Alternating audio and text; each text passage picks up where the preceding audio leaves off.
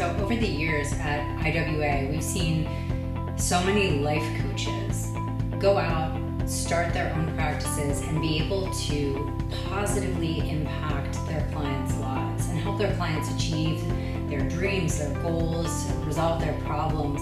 I've been passionate about how to bring this work out into the world in more of a service-based way. My initial idea was, how can I take what I already have access to, the tools and resources that I have, and be able to offer it in the world in a more powerful way, in a service-based way. And what I discovered was that without just donating money and trying to solve people's problems, the tools and resources that we have as integrative coaches was such a powerful and helpful set of tools to go into underprivileged areas that were lacking resources and had a number of significant problems, both locally and globally, in order to help people to achieve their own goals and to resolve their own problems. So from the style of coaching that we do at IWA, the idea for service was born, that instead of giving a man a fish, we would teach a man to fish, right? Because then they would be able to feed themselves forever, not just for a day. We were able to take some of the hours that our students were spending on their practicum and be able to donate those hours to people in need through different organizations. So that was one thing that we incorporated into the IWA Global Empowerment Initiative right away. And another thing that we did was we started offering different organizations that do provide support for people who have experienced traumas or tragedies or any kind of desperate need for assistance, coming alongside of those organizations and providing scholarship programs so that their employees or the people who work for the organization can have the types of tools and resources that an integrative coach does in order to support the different people that they're helping. And then our global aspect of the initiative was born. And this was really an exciting adventure for me, because it took about 3 years in development for us to finally find another organization that would allow us to come alongside of what they were already doing out there in the world and partner with them. And we found an organization called Journey. And what they were doing is these amazing, philanthropic trips or adventures where people could go out into these different areas around the world that were in desperate need of things like basic needs being met: food, housing, shelter, running water. And Journey was taking people to have this incredible adventure and enjoy a beautiful environment and incredible vacation, but at the same time they were also there doing service work and building homes and helping people to have these tangible resources that they desperately needed. So we came alongside of Journey and began partnering with them and going out on some of these trips, and we've committed at this point for the next 3 years to 4 different small villages in rural parts of Nicaragua, right on the coast. And these are little fishing communities, little agricultural communities. Nicaragua is a third world country, and most people don't even have the opportunity to get educated. Many of them can't read and write, and most of them do not have, in these rural areas, even access to clean running water. They have the opportunity to buy water once every 2 weeks if they're able to afford it. There's a lack of housing, there's a lack of medical care. When someone has a medical emergency, they're in a very bad position if they're not able to get miles and miles away to a hospital. There aren't things like ambulances or rides to the emergency room. They don't have the opportunity to have access to education or resources the way that we do here in the Western world.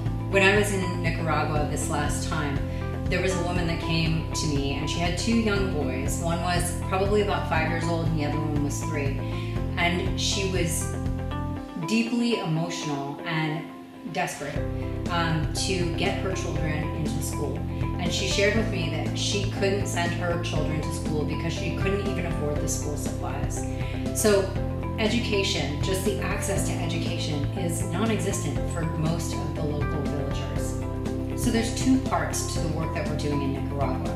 The first part is life coaching, and this is really coming in where we meet with the villagers. We also coach the community leaders about mindset.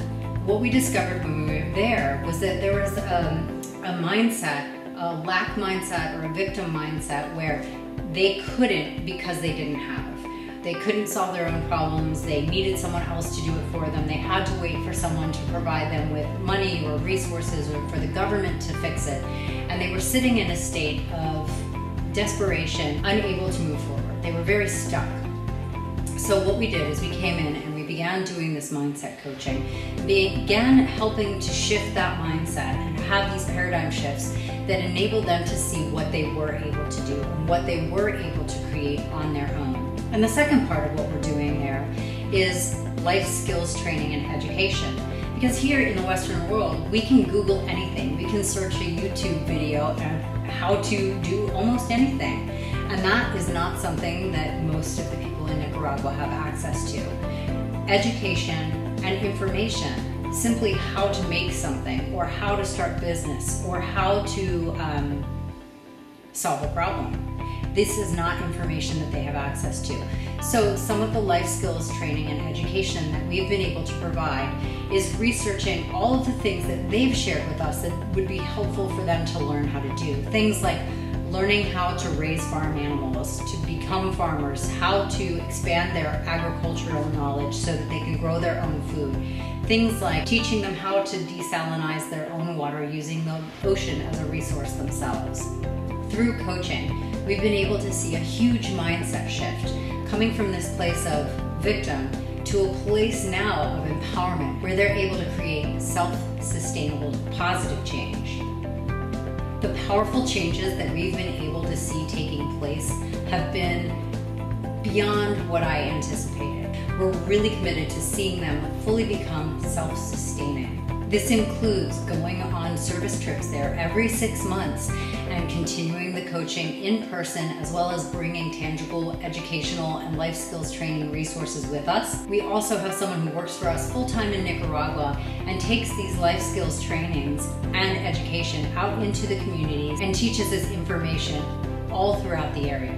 In addition, all of the community leaders participate in monthly coaching sessions to really help stay connected and continue growing forward. My experience in Nicaragua was like nothing I have ever had before. I left this trip with a fire burning inside me, something that won't be extinguished, and I am just thrilled to have been part of. It's very impactful, and it's something that I want to continue to do, and I encourage anyone to come alongside us and see this continue on, and these tools being used so that we can make a difference on a global level. Really was a transformative experience for me. This service trip and providing life coaching and life skills to the individuals in Nicaragua was life-changing. It was really beautiful to really see like different souls coming together to create. This created hope, and that was so amazing to see. I'm very much looking forward to coming back. This experience truly, it changed my life. It shaped me. It molded me. It gave me a new-found sense of living my life in totality. If you're like me and you're passionate about making a difference in the world and really being the positive change out there that you wish to see in the world, however, you might not know how to do that, there's 3 different ways that you can get involved in the IWA Global Empowerment Initiative. Number 1, you can donate. Number 2, you can share this information on social media. Invite other people to become aware of what we're doing and to join us. And 3, if this is something that excites you and you would like to come along with us, I'd love to invite you to join us on our next service trip to Nicaragua.